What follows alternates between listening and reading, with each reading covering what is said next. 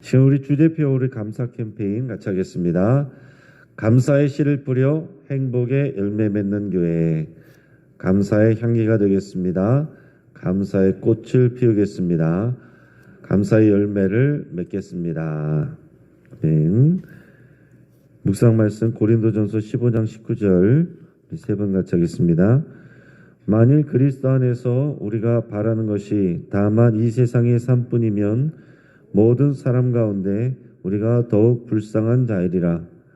만일 그리스도 안에서 우리가 바라는 것이 다만 이 세상의 삶뿐이면 모든 사람 가운데 우리가 더욱 불쌍한 자이리라.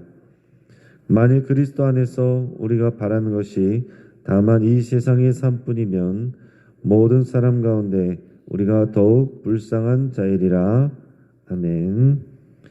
하나님께서 오늘 우리에게 주시는 말씀은 신명기 21장 1절에서 마지막 23절까지 말씀입니다. 오늘 본문을 통해서 가정과 공동체를 지키라 라는 제목으로 말씀의 은혜를 같이 나누겠습니다. 그럼 고등학생 때까지 우리 자녀들이, 우리 학생들이 열심히 공부를 합니다. 그 이유는 대학교에 가기 위함입니다. 하지만은 대학교 들어가는 게 끝이 아니죠. 대학생이 된 후에 열심히 공부를 해야 됩니다. 근데요, 외국은 학생들이 대학에 들어가기 전까지는 열심히 놀고 또 외부 활동 이런 것들을 많이 하다가 대학생이 되면 그때부터 열심히 공부를 한다고 합니다. 근데 우리 한국 학생들은 주로 어떻습니까? 대학교에 들어가기까지 죽어라고 공부하고 대학생이 되면 그때부터 놀아요.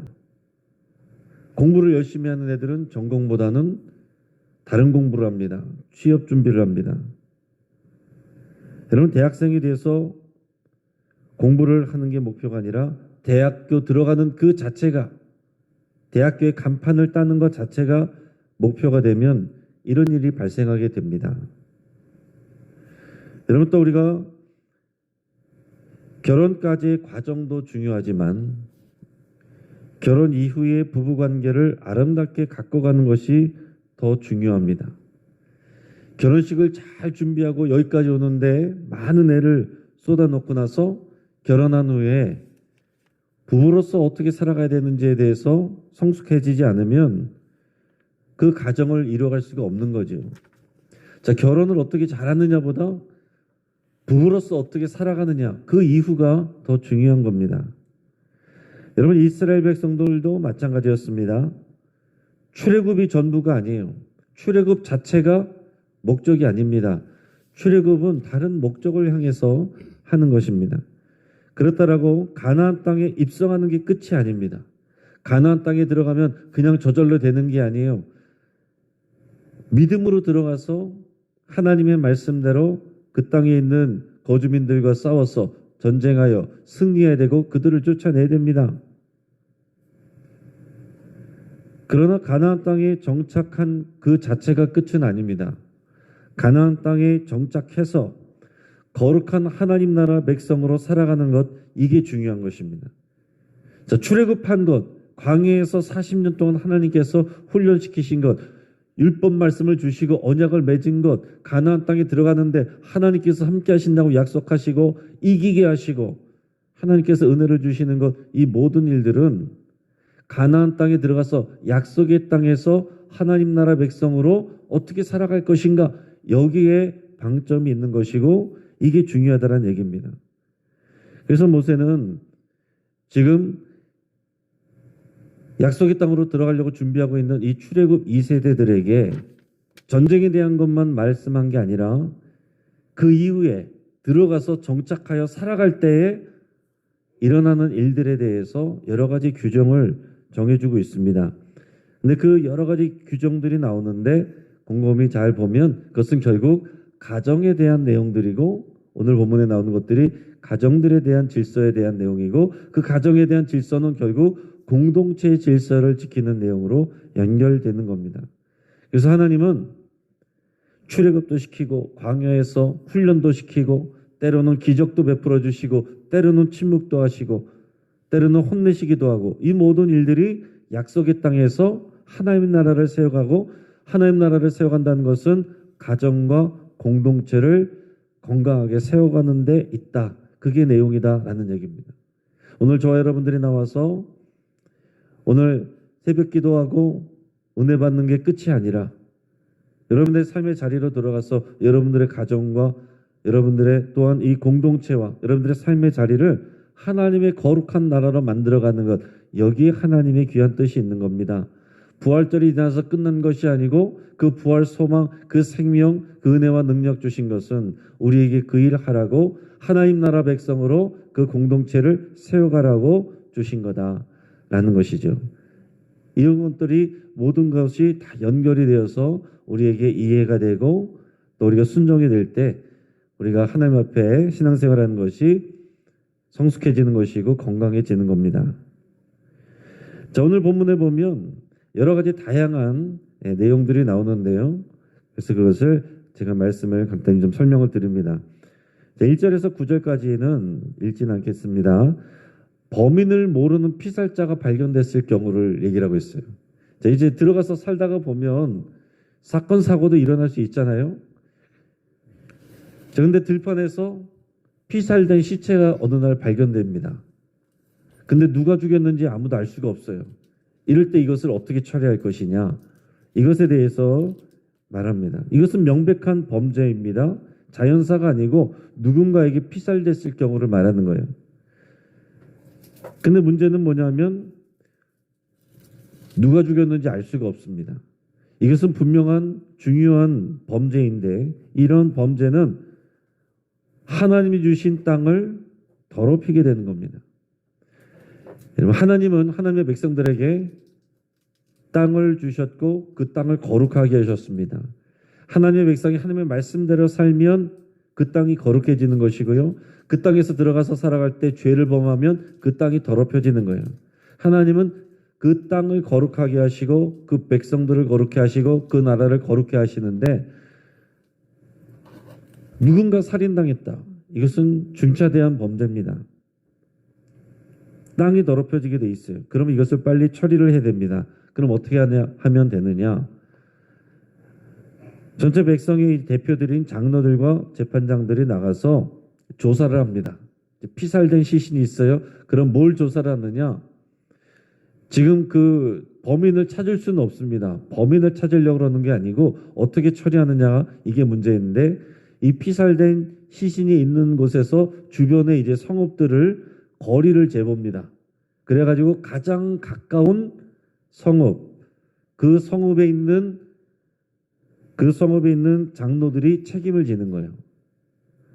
그래서 그 성읍의 장로들이 책임을 지도록 그것을 이제 알려주게 됩니다. 자, 율법에 보면 누군가 이런 억울하게 피살당하거나 어려움을 당했을 때는 반드시 피해 보복자, 고엘이라고 그러죠. 고엘. 피해 보복자가 그 역할을 감당해 줘야 됩니다. 그러니까 복수를 해줘야 되는 거예요. 그러니까 눈에는 눈, 이에는 이. 이게 딱 그 이상을 넘어가지는 않도록, 그러나 거기에 대한 응당한 대가를 치러줘야 됩니다. 또 여기에 대해서 억울한 사람이 생기지 않도록 도피성도 만들고, 그러나 이런 일들도 만들고, 또 어려움을 당했을 때는 또 책임도 져줘야 되고, 그러니까 대신 책임져주는 이런 제도가 하나님의 율법 안에 들어있는데 이 피해 보복자 역할을 감당을 해야 되는데 그것을 보통은 친인척 간에 가까운 순서대로 그 역할을 감당해야 되는 의무가 있습니다. 그런데 이런 상황에서는 가장 가까운 성읍에 그 성읍이 책임을 져야 되는 것이고, 그러기 위해서 그 장로들이 와서 책임을 진다는 얘기예요. 그래서 그 책임을 어떻게 지느냐? 거기서 나오는 장로들이 그 성읍에서 이제 암송아지 한 마리를 잡습니다. 근데 그 암송아지를 아무런 암송아지를 잡으면 안 되고 순결한 암송아지를 잡아야 돼요. 아직 부리지 아니하고 멍에를 매지 아니한, 사람 손을 타지 아니한 그런 순결한 암송아지를 잡아야 되는데 어디로 데려가느냐? 그것도 물이 항상 흐르고 갈기도 않고 씨를 뿌린 일도 없는 손 타지 않은 그런 순결한 골짜기로 데려가서 그곳에서 가져간 이 데려간 송아지의 목을 꺾어서 죽게 합니다. 거기서 제사를 드리는 게 아니에요. 그 암송아지를 죽게 하는 겁니다. 암송아지를 왜 죽어요? 억울하게. 누군가 살인자가 있으면 살인자가 보복을 당해야 되는데 누군지를 알 수가 없어요. 이 암송아지가 순결한 암송아지가 순결한 곳에서 대신 죽음을 당하는 겁니다. 그러면 그 이후에 레위 자손 제사장들이 참석을 합니다. 그래서 판정을 해주는 거예요. 이 레위 자손의 제사장들이 보는 앞에서 그 성읍의 장로들은 이제 죽은 암송아지 위에서 손을 씻으면서 이렇게 말해야 됩니다. 우리의 손이 이 피를 흘리지 아니하였고 우리의 손이 이것을 보지도 못하였나이다. 여호와여 주께서 속량하신 주의 백성 이스라엘을 사하시고 무죄한 피를 주의 백성 이스라엘 중에 머물러 두지 마옵소서. 그 억울한 죽음으로 인한 재앙이 우리 성읍에 미치지 않도록 해달라고 기도를 하는 거예요. 그러면 하나님께서 이 제사장들을 통해서 피를 흘린 자의 죄를 사해 주시는 겁니다. 그러면 어떻게 됩니까? 그 살인자는 그야말로 은혜를 입는 거죠. 누군지는 모르지만 그 살인자는 은혜를 입는 겁니다. 자, 그래서 보면 이 죽은 암송아지를 통해서 우리는 예수 그리스도를 보게 되고요. 은혜를 입은 살인자를 통해서 우리 자신을 볼 수 있게 됩니다. 자, 여기서 누군가 이런 죄 문제를 감당할 사람이 있어야 되고 대신 죽는 누군가가 있어야 되는 거예요. 지난주에 우리가 부활절을 지내면서 우리가 그런 은혜를 확인한 것이죠. 우리가 살인자였고 우리가 죽어야 되는데 우리 대신 예수 그리스도께서 목이 꺾이고 십자가에 달려 피를 흘려서 그 죄를 사해 주셨고 그래서 그 피의 값이 우리에게로 돌아오지 않도록 하나님께서 용서를 해주시는 겁니다. 그리고 두 번째 규정이 나오는데요. 자, 그 안에 들어가서 살면서 살 때에 이제 보통 이제 법들은 주로 이제 남성들을 중심으로 이제 설명이 되어 있습니다. 만약에 이스라엘 남성 중에서 이제 싸움을 하고 나면 전쟁을 하고 나면 이제 포로들이 잡혀오는 사람들이 있을 거 아니에요. 근데 그 포로 중에서 딱 보니까 마음에 드는 아리따운 여자가 있어요. 근데 포로인데 내 아내를 삼고 싶은 경우가 있다고 할 때 어떻게 하느냐. 그것에 대해서도 기록을 해놨습니다.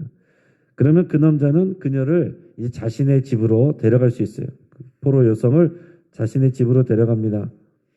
그러면 그 여인은 뭘 해야 되냐면 그 여인은 이제 이방 여인이겠죠. 포로로 잡혀온 여인이니까 이방 여인인데 그 여인은 자신의 머리를 밀고 손톱을 베어서 잘라야 됩니다. 이거 왜 그럴까요? 이 남자가 정말로 이 여성을 진정으로 사랑하는지 그것을 확인하는 거예요.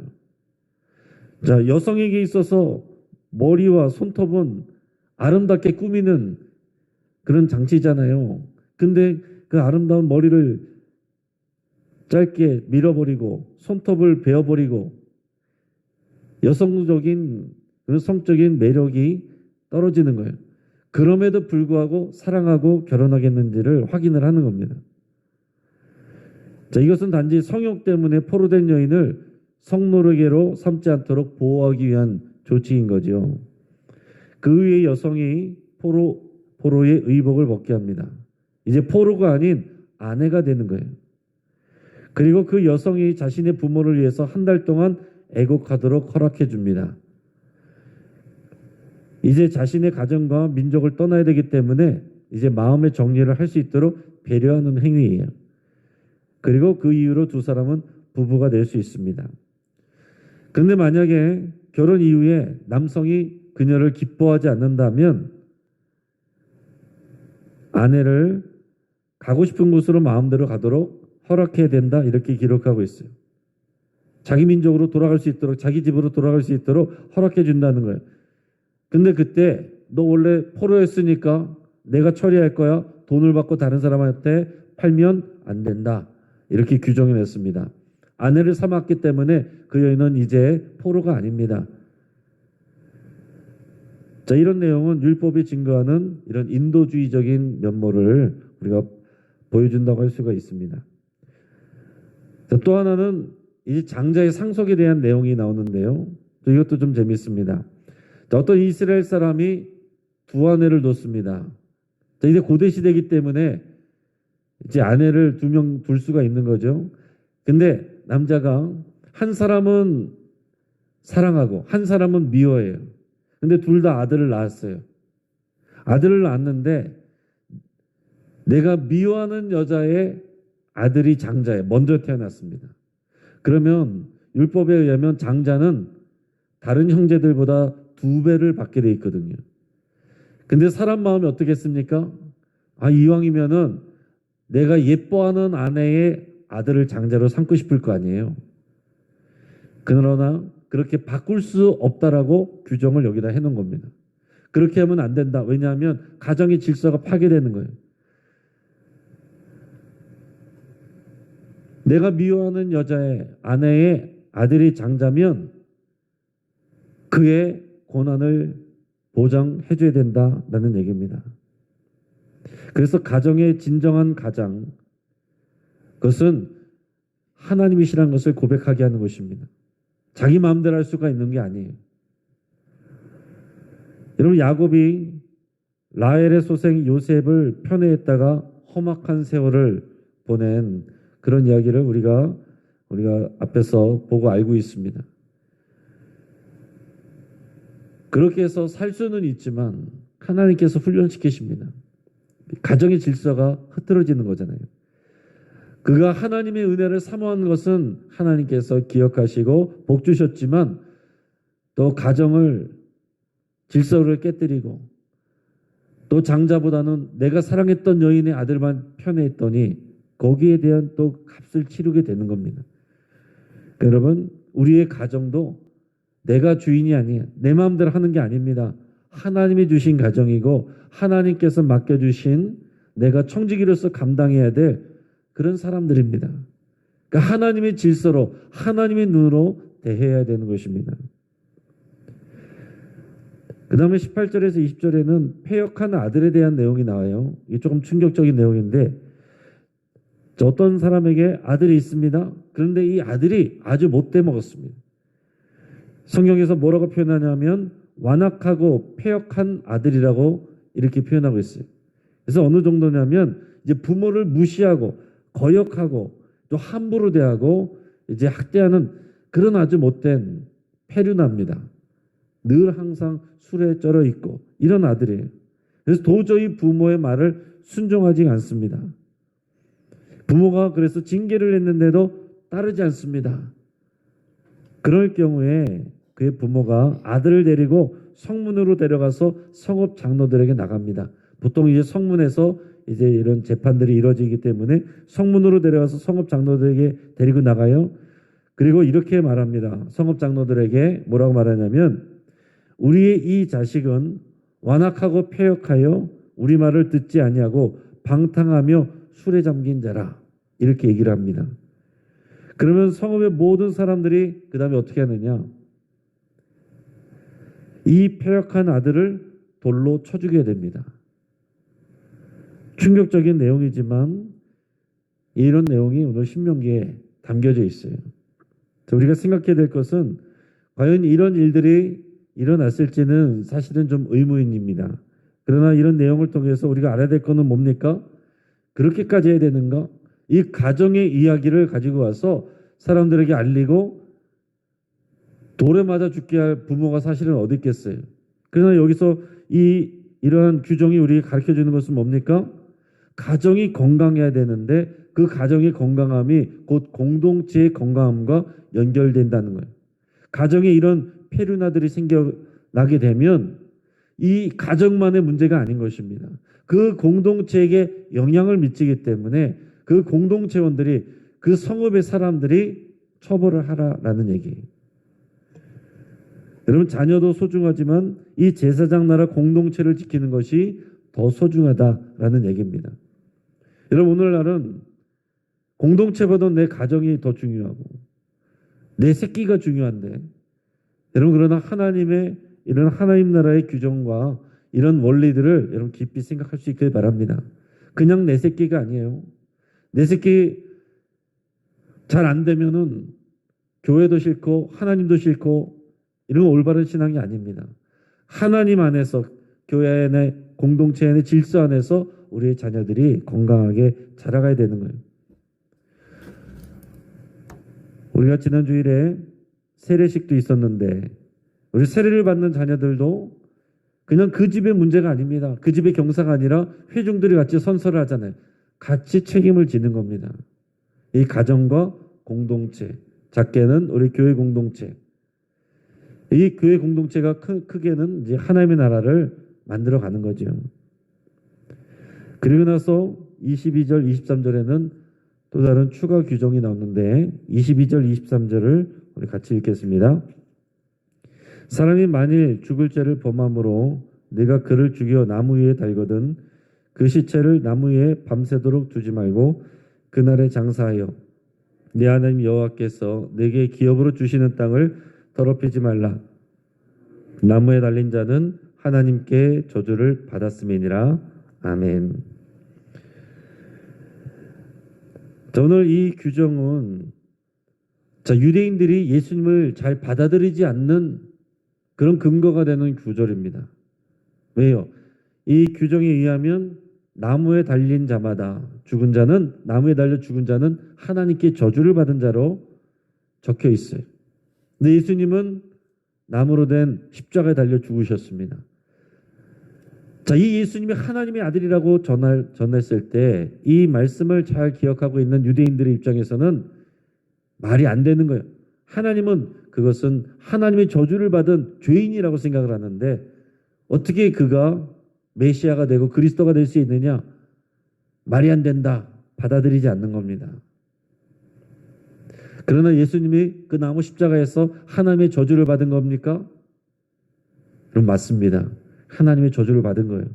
우리가 받을 저주를 대신 받으신 거예요. 우리가 버림받아야 되는데 우리가 받아야 될 버림받음을 예수님이 대신 받은 겁니다. 하나님의 진노를 대신 받은 거예요. 그런데 그것을 통해서 우리를 속량하신 겁니다.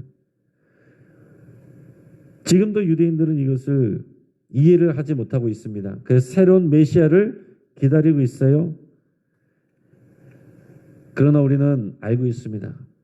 그 저주받은 십자가가 놀라운 구원의 십자가로 바뀌게 된 것을 우리가 아는 거죠.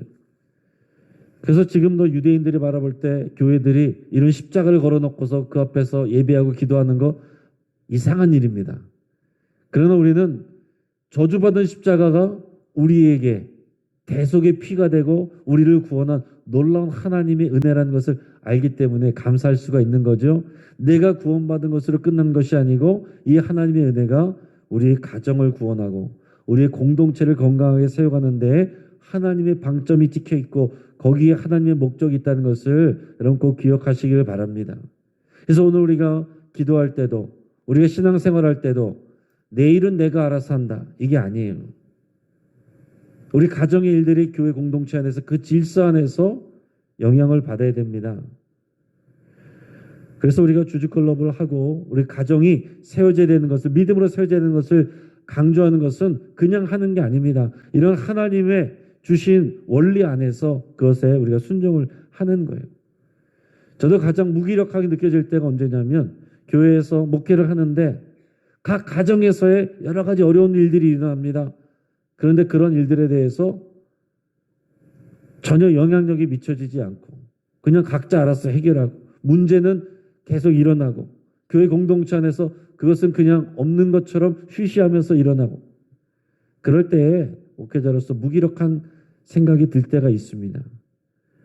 여러분 이 신앙이 말씀이 이 교회 안에서의 성경적인 질서가 여러분 교회 안에 가정 안에 여러분 이것이 영향력이 미쳐져야 돼요.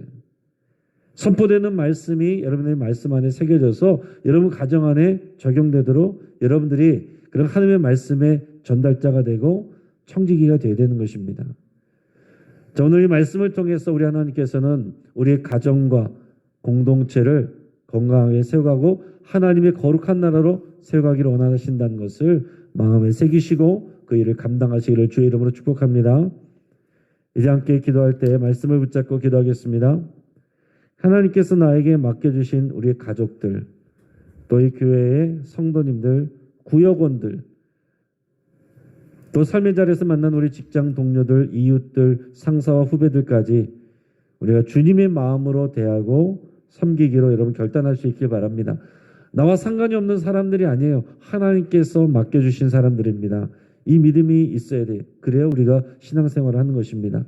신앙생활은 교회에서만 하는 것이 아니고 교회 밖에서 하는 것이 더 많습니다. 또한 교회의 영적인 권위를 존중하기로 여러분 결단하며 기도할 수 있길 바랍니다.